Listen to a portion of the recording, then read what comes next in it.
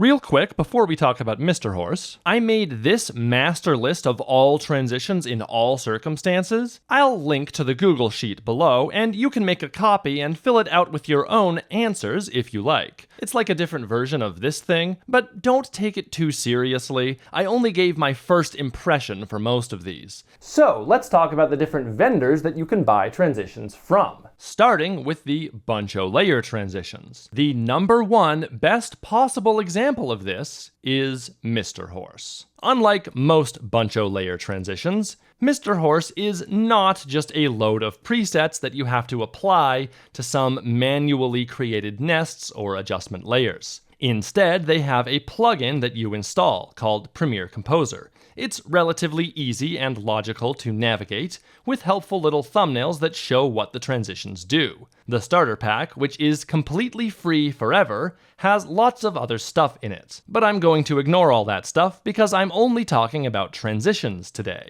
Click on a transition and you might get this menu that appears where you can select a different version, like a right pan instead of a left pan. Click and drag the transition of your choosing onto the timeline and put it above everything else. Make sure to line up the center, which is not necessarily the exact middle, with the cut between the two clips you want to transition, and release the mouse button. But those clips were not the real transition, they're just a stand-in, a preview. Now you have to wait, potentially for several seconds, while the extension changes all your track targeting, opens a new sequence, copies the real transition out of that sequence, then deletes the sequence, reopens your original sequence, pastes, and returns your track targeting to where it was. Waiting for all this to happen is probably the worst part, and it only takes longer if you have more tracks, and I often have a lot. Now, this took nearly 30 seconds, which is insanely slow. But to be fair to Mr. Horse, this is a worst-case scenario. I imported that transition into this massive 5-hour-long tutorial, which has been causing lots of other problems for Premiere, like running out of memory and crashing. I'm not exactly sure what causes the slowness, but Mr. Horse really should work with Adobe to reduce it. With a smaller, newer project, an import speed of 1 to 4 seconds is more typical, and that's a lot more manageable. Though, by comparison, most true transitions import almost instantly. Anyway, now you've got your transition on the timeline. Every transition does come with a passable sound effect by default, positioned according to your existing source patching, but if you don't want that, you can disable it with this checkbox at the bottom. You might want to use your own sound effects so that your transitions don't sound like everyone else's. Some of the transitions will have extra options that automatically appear in the Edit tab when you click on them. As I've said before, you can easily change the length of the head and tail of the transition just by clicking and dragging the edges, which is unique to Mr. Horse and super powerful. Now for the things I don't like about Mr. Horse. I really don't like that there's no way to see which transitions you've used. So many of them have the exact same name on the timeline. Mr. Horse Adjustment. I think it would be relatively easy for them to change the names of these layers for every transition. I don't like how the left and right edges of the transitions will also snap to the edges of clips, especially the ones you don't want to be involved, though there's nothing they can do to fix this. Also, unlike true transitions, my cursor is not in the middle of the transition, which is where I want it to be. So I have to look more closely each time I go to apply a transition to actually find the middle point. This is also something they can't fix. As mentioned, I really don't like how slow it can be to apply transitions sometimes. It's often faster to just copy another existing Mr. Horse transition from elsewhere on the timeline, or even from a separate sequence. This is foreshadowing for later. If I want to make any changes to the transition, like changing this from a pan up to a pan down, I can't. I have to delete it and go grab a new transition, and if I had changed the timing, now I have to do that again. If you don't like the default colors on all the wipes, you have to change them every single time you import a new transition. It would be far better if these were global settings that affect all transitions before you import them. As it is, you're better off changing the colors of an already imported transition and then copying and pasting that every time. I at first assumed that all their sound effects go onto a single dedicated layer, but in fact they use the standard source patching, which in my case means that they keep adding more and more unnecessary layers underneath all the other ones. Or, worse yet, they might overwrite my existing audio clips without me realizing it. If you want to increase the length of a transition and it has a linked sound effect, it'll stop you, because the sound effect isn't long enough. Delete or unlink it, and now you can change the transition length.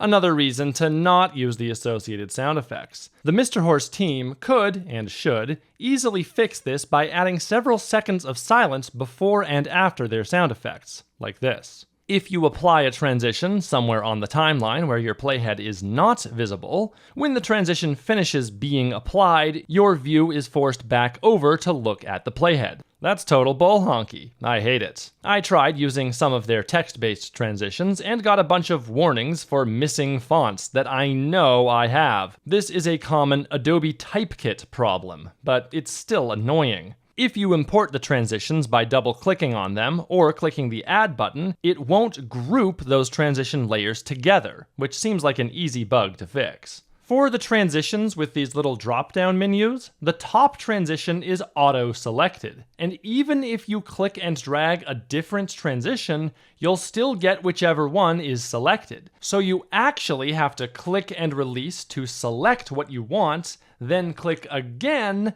and now you can drag that transition onto the timeline.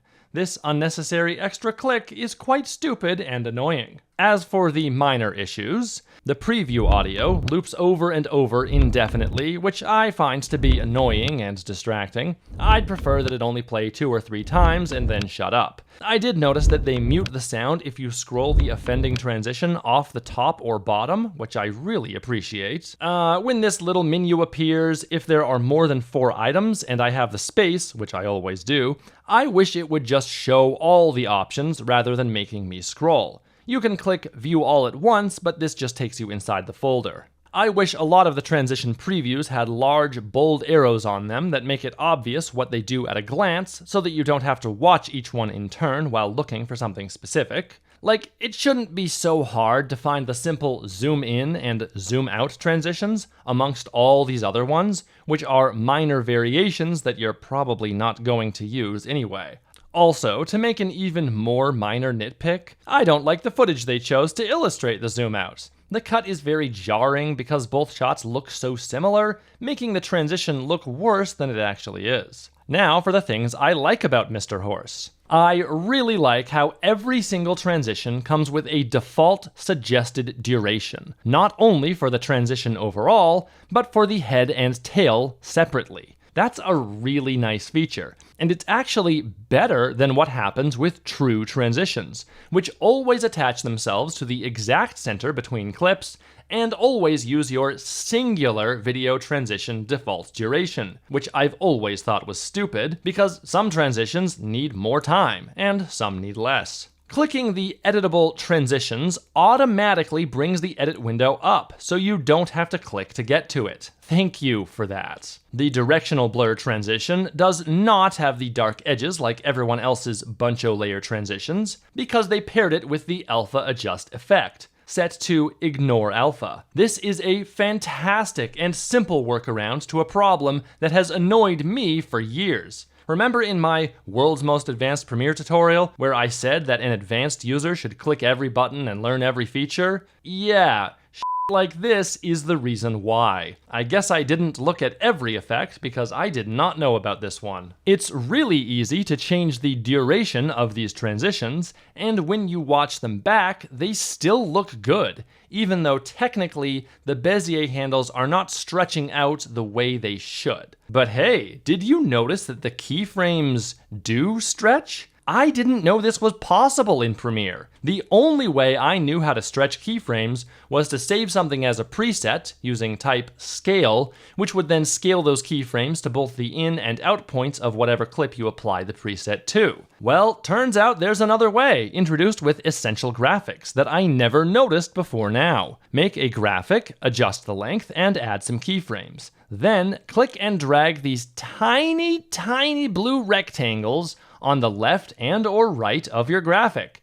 Now, all the keyframes outside of this selection will stretch with the clip, while the keyframes inside of the selection will move with the clip's in and out points. This is a great feature, which I wish I knew about years ago, and Mr. Horse has used it to its fullest potential, making it incredibly easy for users to change the duration of their transitions without having to go in and manually change all the keyframes every single time. So that's why Mr. Horse transitions use the new Essential Graphics, instead of using traditional adjustment layers. That's also why, at the bottom of all of them, there's a rectangle as large as the frame. The whole thing is still an adjustment layer, because, fun fact, any layer can be turned into an adjustment layer by checking on this option. Also, Essential Graphics doesn't get saved in your bins, which I usually find annoying because I prefer that behavior from the days of the legacy titler, but it's great for these transitions, because now they're not clogging your bins. By the way, my favorite transition from Mr. Horse is Zoom Out and Distort 2. I just think it's neat. Last but not least, several Mr. Horse transitions do not reduce the resolution of your footage. This is huge. This is the biggest problem with Buncho layer transitions. As previously mentioned, it happens because the only way to get those mirrored edges is to zoom out, which decreases the resolution, then add the mirrors, and then use another transition effect to zoom back in. Javier Mercedes found one solution to this problem, which is to ask the user to duplicate the nests they already made, and then use 4 different presets on each nest, so that the top clips do not have their resolution reduced. But this is way too much manual work to expect the user to do every time, and Mr. Horse found a better way. Instead of keeping the clip at a constant 50% scale, Mr. Horse only uses 50% for the middle of the transition, where it's absolutely necessary, and when the motion blur disguises the lack of resolution. So, for the zoom in and distort transition, clip A does not need any edge mirroring, but we do need it for clip B. On the first frame of clip B, a transform effect is used to reduce it to 50% scale as usual, for the sake of those mirrored edges. But then, a few frames later, it uses a hold keyframe to instantly switch to 80% scale, and then 95.6% scale for the last few frames. Meanwhile, on the second adjustment layer, this is perfectly offset with instant switching from 200% scale to 125% scale to 104.6% scale for the last few frames. Simultaneously, the positions of all 4 mirrors are also updated using hold keyframes, and all of these hold keyframes line up perfectly, no matter how you change the transition duration later. If I turn off the adjustment layer that does the zooming, you can clearly see the resolution improve step by step. It doesn't need to be gradual, since the motion blur disguises the whole thing anyway. It's perfect, it's beautiful, it's a genius workaround that I never would have thought of, but in retrospect it seems so obvious. But this is the only place I've seen it done. Now, technically, a Mr. Horse transition does visibly reduce the resolution of your clip by 4.4% during those last few frames, when the motion blur is unable to disguise it. But this is so inconsequential, it's just not worth worrying about. However, it seems that not all of their transitions got the memo. The zoom in and something transitions use this trick, but the basic zoom in transition does not. It starts at 50%, stays that way for most of the transition, then right near the end goes to 95.6, then a few frames later, 99.7. The reduction in resolution is quite noticeable when compared to the zoom in and distort. Also, the zoom out transitions just use a flat 62% scale the whole time, and zoom out and tilt uses a flat 50% the whole time. What the heck? This means the resolution is noticeably reduced for numerous frames where the motion blur is insufficient to hide it.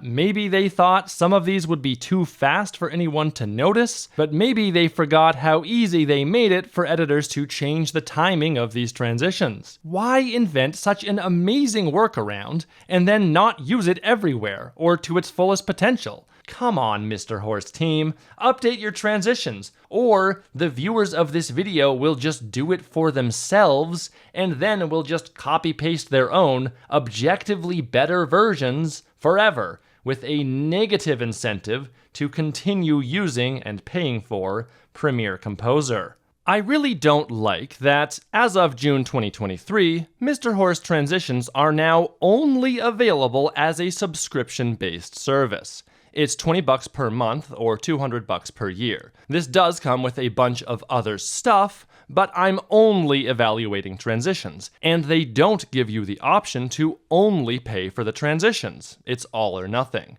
So compare that to the old price of $69 for lifetime access to these transitions through Premiere Composer. At that price, they would be worth buying after a mere 4 months and 6 days when compared to a subscription. And a subscription makes a lot less sense for Mr. Horse transitions because they're just a bunch of layers. And if you stop paying, all your old transitions will still work. And they can still be copied and pasted if you catch my drift. So it seems like what you're really paying for is the convenience of the Premiere Composer app, which, might I remind you, is sometimes slower than just copying and pasting existing transitions. However, if you do that, you won't get the normally invisible quality of life stuff like automatic resolution and frame rate matching, AE graphic files automatically imported into your project's own folders right where they should be, and probably plenty more stuff that I haven't thought about or encountered yet. So, that's Mr. Horse. Overall, I'm fairly impressed. They've taken buncho layer transitions just about as far as they possibly could, and the only way they could seriously improve their offerings would be to start making true transitions, which I think they should. Hey guys, I'm still available for consultation. If you want to buy something from Mr. Horse, please use my affiliate link below. It saves you 0%. I tried. So, I'm gonna give the Mr. Horse transitions a B- on the tier list. That's right, I'm doing a tier list. In the next video, I'll give you my Studio app review. Spoilers, it's not good.